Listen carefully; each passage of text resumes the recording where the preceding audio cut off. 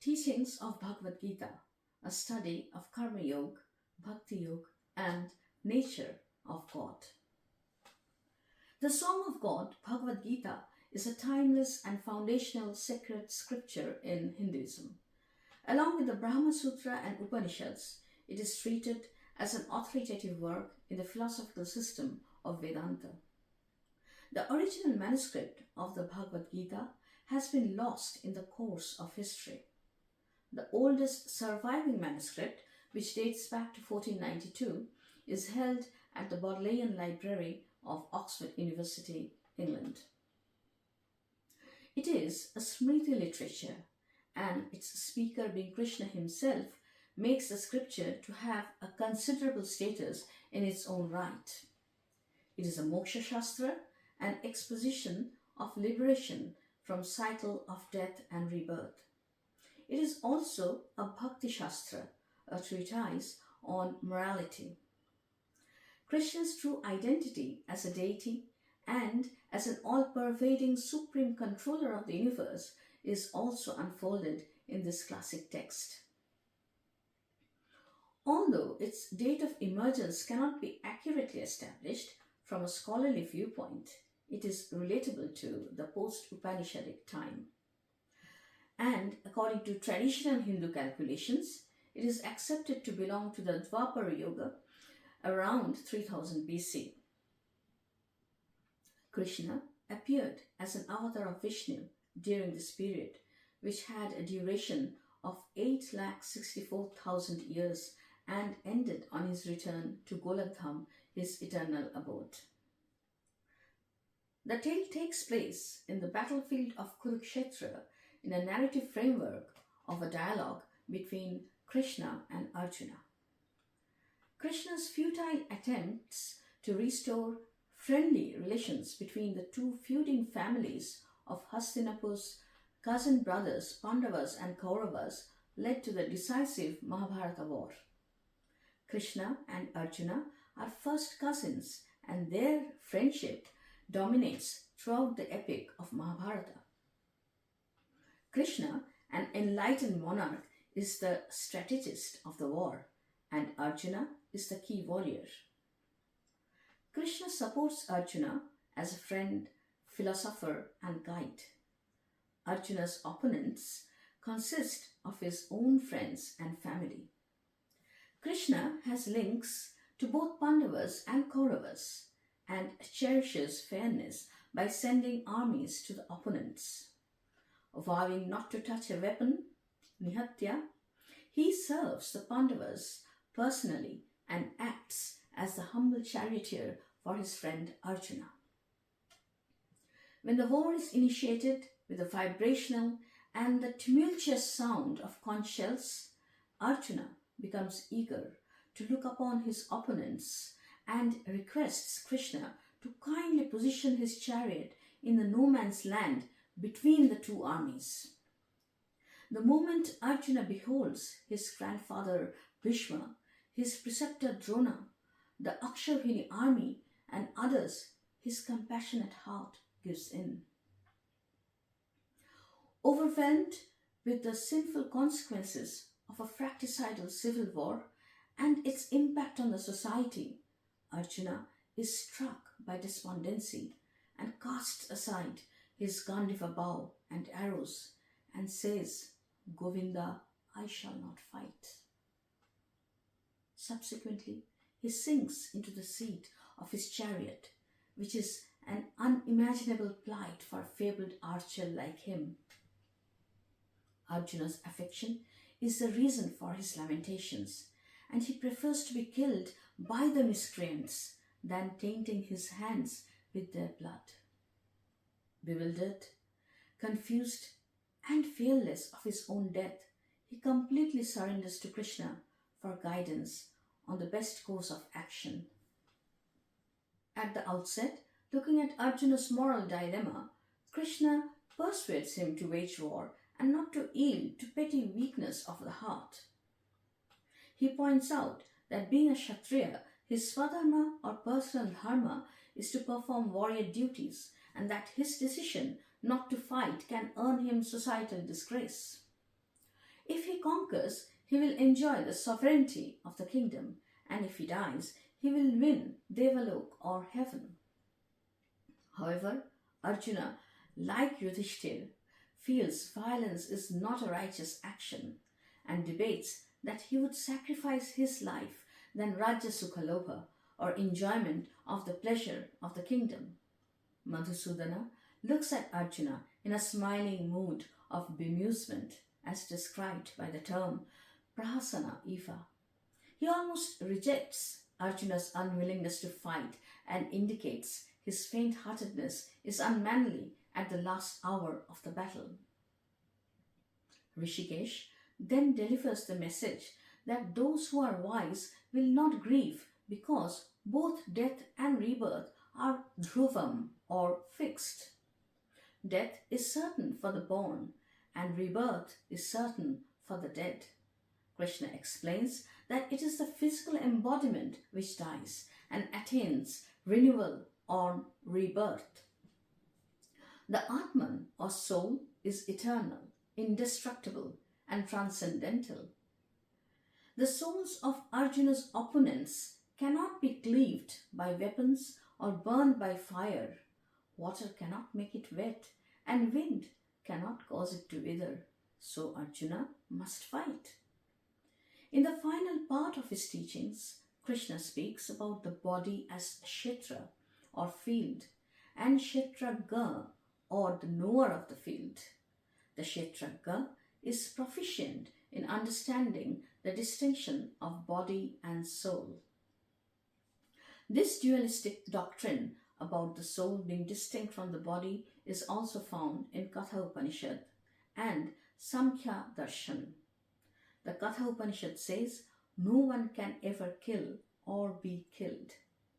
And Samkhya Darshan describes the intertwined realities of Purusha, which is equivalent of soul, and Prakriti, which is equivalent of matter. Arjuna understands the concept but is still troubled, thinking that his violence on the battlefield will emanate a karma or future result. Karma Yoga, a collective action for the world.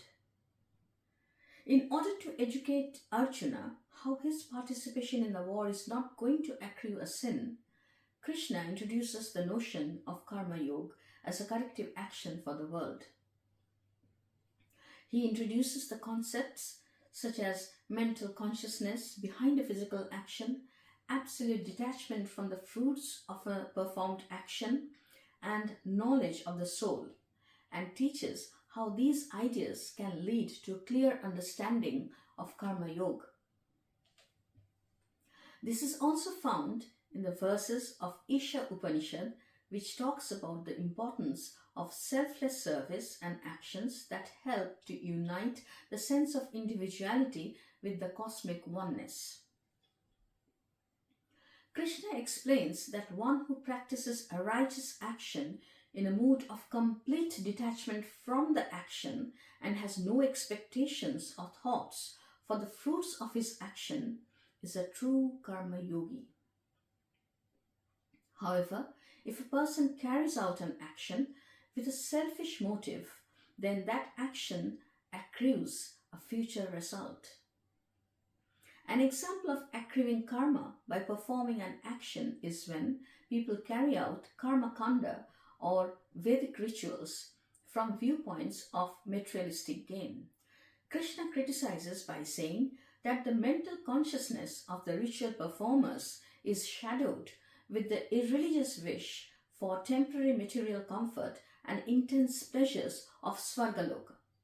The ritualist's goodness in the form of austerity, sacrifice, yagga or charity is wicked because it is generated from an urge for self-gratification. This is a rajasic attitude and will lead to accruing a sin. Varshnaya says that greed leaves a person wicked and delusional and is the greatest obstacle to becoming a karma yogi. However, the very same Vedic ritual cannot lead to karma when a yagga is performed by a sattvic, socially dutiful practitioner who asks for rain for supply of food for welfare of his entire community. In this case, the performer's consciousness is lokasangraha, or benefit for his community and not fulfillment of his own personal desire. Hence, karma is sustained by the mental consciousness and not by the physical action itself, and liberation can be found within the context of action. Within the circumstances of the Mahabharata, an action leading to emanation of karma is demonstrable by the consciousness of Duryodhana, who is motivated by his selfish desire to conquer the kingdom for himself. One understands that Arjuna's mental consciousness is neither guided by his aspiration for the kingdom nor greed for violence, rather solely it originates from his obligatory warrior duties imparted by his Varna Dharma. Therefore, his desireless karma of enactment in the war will be akarma or sinless. But Duryodhana's malicious action will lead to karma. Again, if Arjuna chooses the consciousness of not fighting and embraces inaction, that will result in karma. In this case, his intention of inaction is generated from a consciousness of giving up based on an emotion, and this is also a form of action. His failure in keeping up with his Kshatriya dharma is due to thoughts about the unpleasantness of the killings of his near and dear ones, and is actually a demonstration of an attached consciousness. A person with true vision will be able to see action in inaction and inaction in action, karma in akarma and akarma in karma, and will become a true karma yogi. By uttering karmani evadikaraste ma phaleshu kadachana, Krishna furthers his teachings by making Arjuna aware that although Arjuna has a free will and can control his killing actions, he is never the creator of the fruits of his action. He is just an instrument for the phenomena taking place in the battlefield. Arjuna is still unwilling to accept that obeying his social dharma and getting dreadfully violent on the battlefield will be agreeable with the sense of renunciation, and continues to debate that killing and attaining liberation are irreconcilable. Krishna declares that physically renouncing the world accrues karma, as avoiding social duty violates Varna Dharma. Renunciation is just not giving up the world, rather is a state of mind. Arjuna's desire for spiritual freedom by not engaging in the war is material in nature. Krishna draws attention to Partha's soul and says that in all his lives, his soul has transmigrated from one birth to another, accumulating the svabhava of a fighter disposition, and it would be perverse to abandon his social dharma and renounce his duty. His fighter identity is embedded in his soul. So, by observing his own performance of fighting the battle in a mood of complete detachment for the fruits of his duties, he would transform the violent action to karma yoga. He asks Arjuna to refrain from looking at himself only as the performer of the action. The emphasis here is on detachment. One who is detached from the material world and equally disposed in happiness, distress, or loss, victory, attains the highest states of consciousness and liberation. This is described in the famous phrase, Sukha dukkhe samaikritva, labha labhau, jay jayu. Detachment comes from a knowledge of the transcendental nature of the soul. Krishna asserts that the migrational soul of every living entity resides in Krishna himself.